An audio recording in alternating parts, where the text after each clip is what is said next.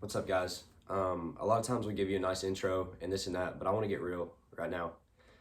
You clicked on this video for a reason, and I want you to know there is purpose into your life right now. And I don't know why you clicked on this video or what led you to do this, but you're here right now, so listen. Every one of us has been not intentional in some way. Me and Caleb have come on here before and just kind of went through the motions or went through this and that, but I want to get real right here. Like, this is the only thing that truly matters in life right now, and that is your purpose by God.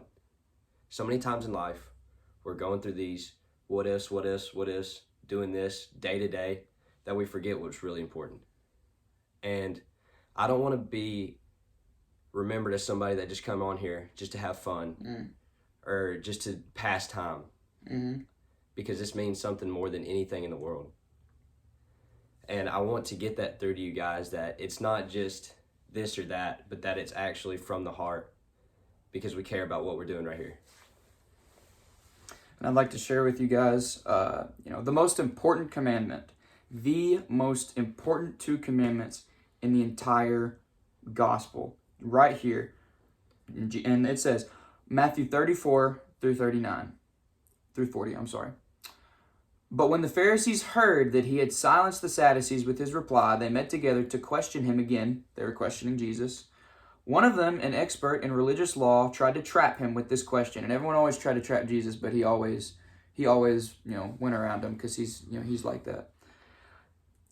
Jesus replied, teacher, which is the most important commandment in the law of Moses? Jesus replied, you must love the Lord your God with all your heart, all your soul, and with all your mind.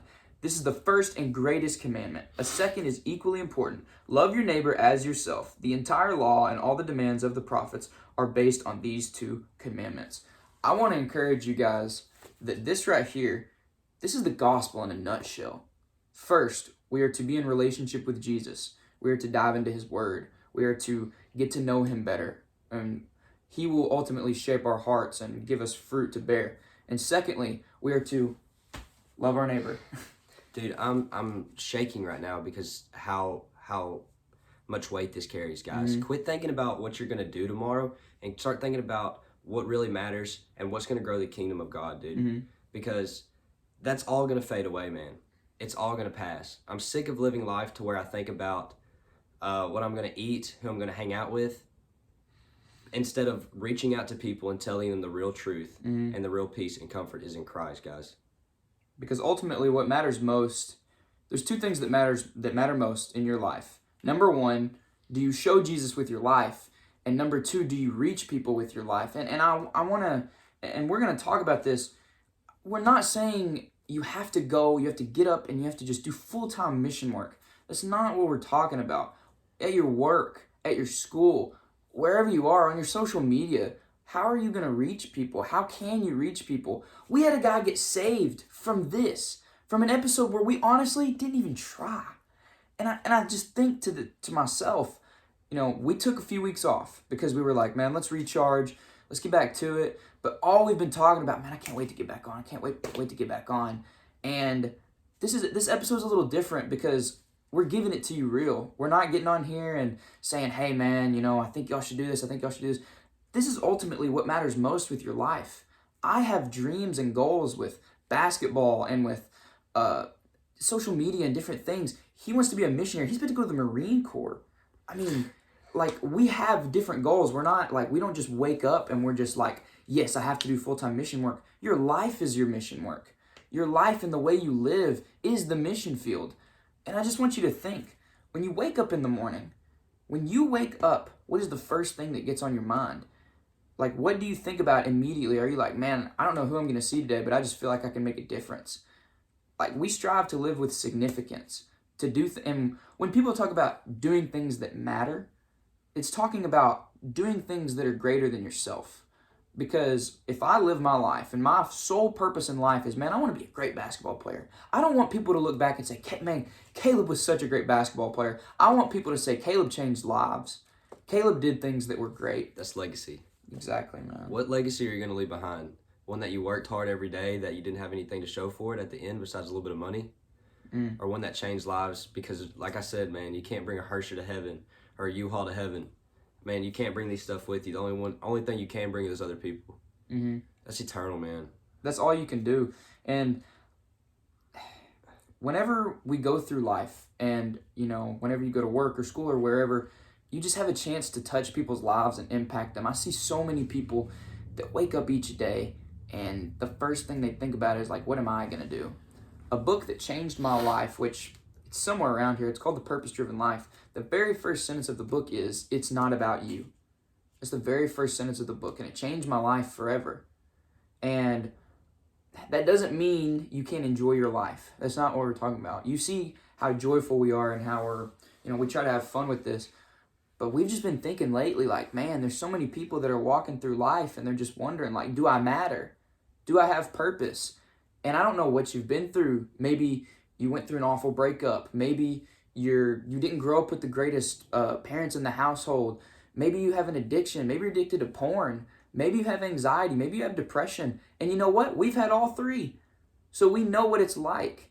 And I never thought in my entire life I would get up in front of a camera and say, you know what?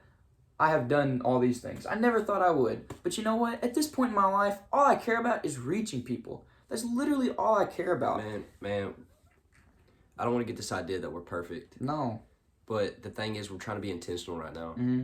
Because just the other day, somebody was asking me, like, hey, Hud, you want to come smoke with me? I was like, dude, I'm not about that anymore. And he was like, well, I wasn't positive. Mm-hmm. Well, you can be positive right now. What I'm saying is, I'm in it for this.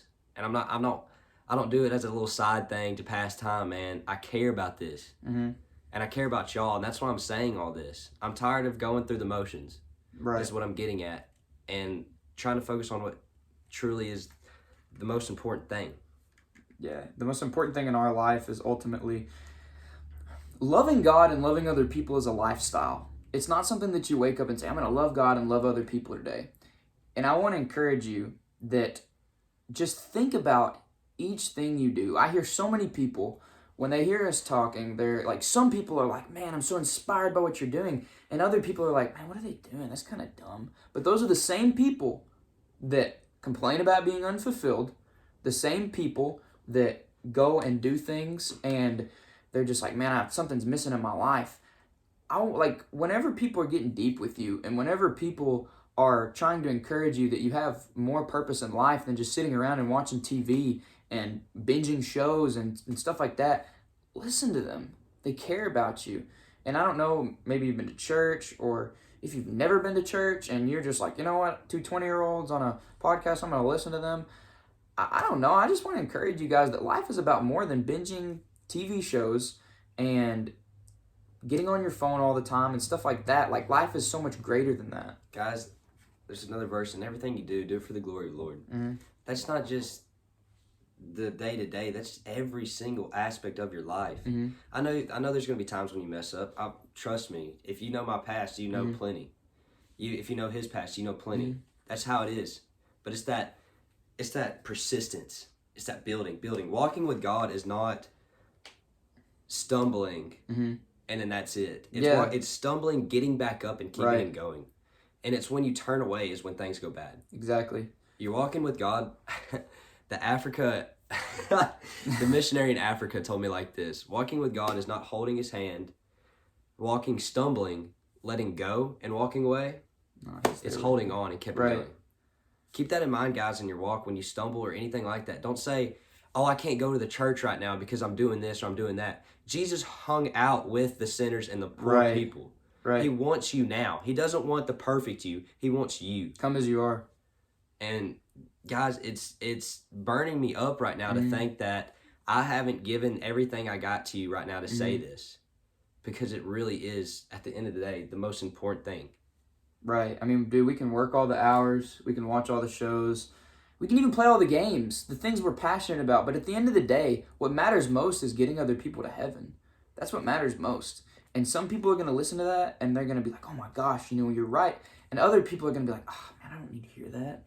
And that's because, we either receive things well or we reject things. What are you going to do with this? Are you going to listen to this like you would a normal Sunday and say, that was a good Sunday message, that'll fill me up till next Sunday, but I don't have to think about it till then? Are you going to take this, know that it's convicting you, and apply it to your life? And I want I want to tell y'all a quick story, because ultimately, what loving God and loving other people, that does not just mean, okay, I read my Bible, I wake up, and if somebody is, if I look over and I see somebody in the corner and they're crying, okay, I'm going to sit here and I'm going to pray for them. First of all, you do pray, then you go over to them and you say, hey, what's wrong? Are you okay? Can I help you? Can I do something for you? How is your life? And I just see so many people, it bugs me that we don't see people the way God sees people, okay? God sees people and he sees a story. He looks at both of us and he says, I see their story. I knitted them together in the womb. I know what they look like. I know what their story is like. I know everything. And so we see people when they're broken and when they're hurt, and we're like weirded out. Like, why would I don't want to go near them. And you talk for a minute, but I'm about to give a story, man. I'm about to give a story. Okay, well, listen, another point of that is, like, we went back to the part that we mess up. Mm-hmm. I'm going to be honest with you. I went to A-State during Halloween, and I acted a fool. Mm-hmm. I did. I acted up. And the next day, I felt awful. Mm-hmm. But I know what I did was done. And what can I do with that? Say that didn't happen? Mm-hmm. Nobody I know really was there to prove it. But now here I am saying it right here. Like, mm-hmm. I'm telling you that it's constant walk, man. It's not just one big decision that you say, mm-hmm. God, I want you into my life. That's not where it ends. It's picking up your cross daily and mm-hmm. keeping going. And I want to get to this just because you said that. I've had a lot of people come up to me and be like, Caleb, I really look up to what you're doing, man. I love what you're doing. There's a lot of things going on behind the scenes that some people know about. And people are like, oh, Caleb, that's so cool. I want to encourage you guys. We are not Jesus. Not even close, man. We are vessels. We are people that we want to point you to Jesus. And like Hud messed up, went to A-State. He messed up, whatever. Man, I've messed up. And we can't look at people. There's one of my favorite quotes is, just because we take a stand doesn't mean we won't fall. Okay, we're taking a stand right now. We're standing up for Jesus. We're standing up for other people. And we're saying, man, I want to fight for people. I want to fight for people, especially that can't fight for themselves. I want to spread the word of Jesus. I want to encourage people that their life matters. We're going to stumble. And you're going to stumble too. But ultimately, that's why you don't look to us. You don't look to your parents. You don't look to your coach. You don't look to your pastor. You look to Jesus. That's he. Dude, Jesus is the only one that will never mess up in your life. And I want to tell you guys a quick story whenever it comes to loving people, okay? So, don't do this, okay? I wouldn't suggest this because I was running at 11 o'clock at night. I would not suggest that at all.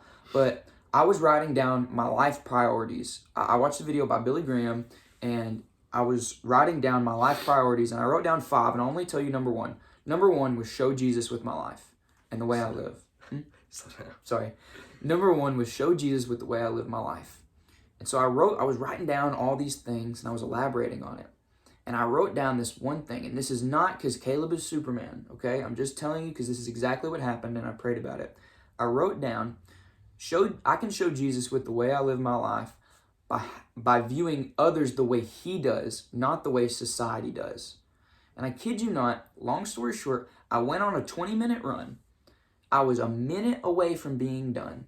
There was a homeless guy right behind me. And most people, I'm sure people even now are like, oh my gosh, there's a homeless person. Oh my gosh, they're dangerous. Oh my gosh, this and that. And I ran right by him, and that thought just went right in my head, and I immediately felt convicted.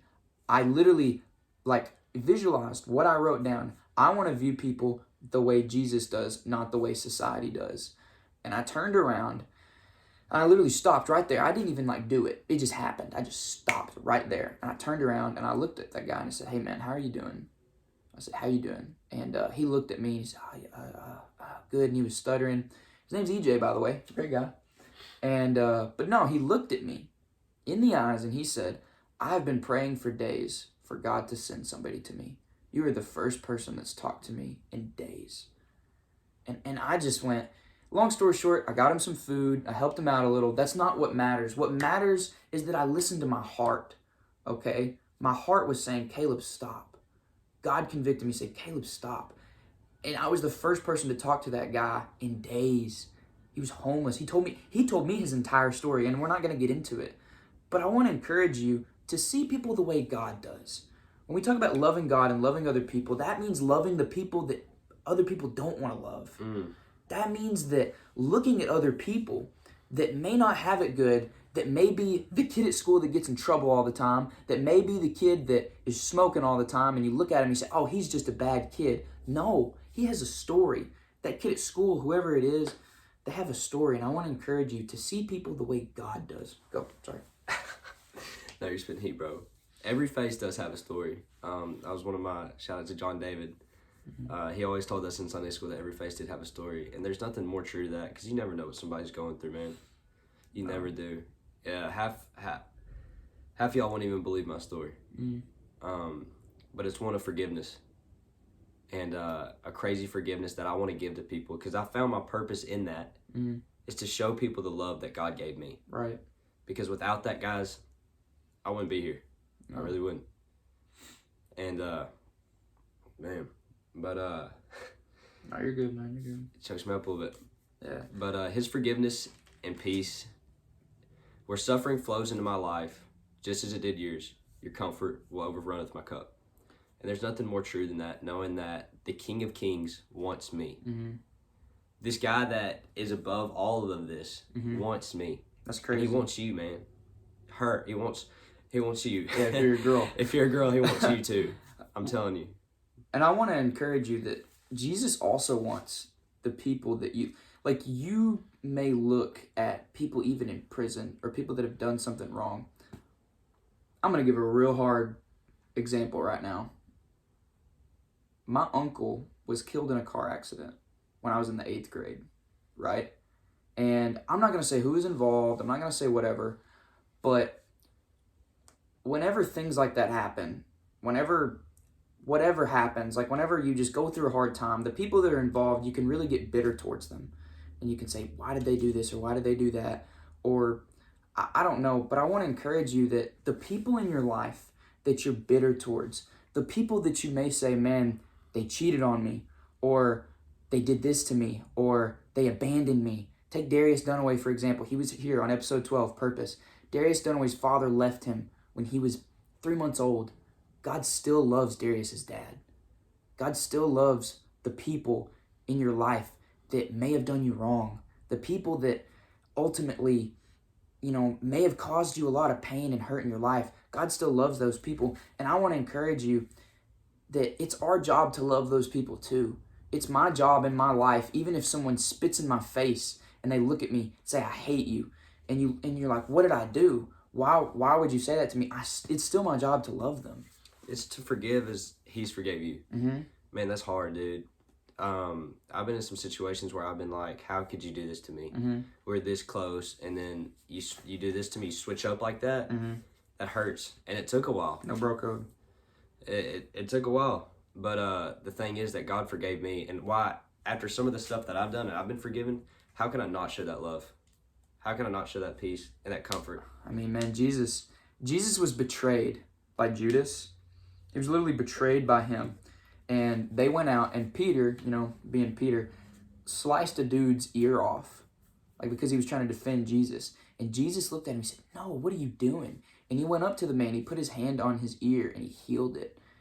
And that's just crazy to me, bro. That's crazy to me that the only story ever in the history of mankind is the story of the hero dying for the villain. That's insane to me, dude. I heard it somewhere. It's not. This ain't just coming from me. I promise, bro. I promise it ain't just coming from me. Whoa. That's heat. Yeah. No. Seriously, though.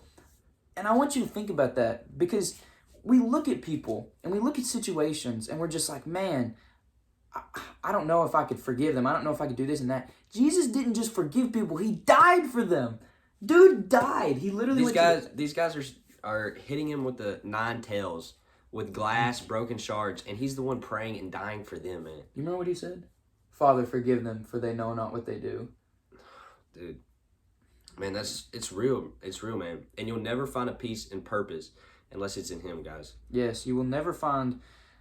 some people... I'm not going to say another one. Some people search their whole life for fulfillment in places where they'll never find it, dude. And I don't want to sound judgy by saying that, because there's a difference, okay? There's a difference between being judgeful and being loving, because that is always our mission. We never want to be judgeful. Never ever do I want to point at someone and say, hey, this is how you should live your life. All I know is that I was in that the spot that some people are in, I felt empty, and now I have Jesus, and I've never felt more purposeful and fulfilled in my life. Tebow said, biggest fear in life is to be successful in things that do not matter. Don't live your life working towards something that's not forever. Yeah. Guys, we really just want to get on here and say that was put on our hearts. For sure. But we love you guys, and we want the best for you. And we're going to keep doing these episodes with intention. Yes, sir. And purpose and passion. Love you guys. All right. Love you. See you guys. God bless.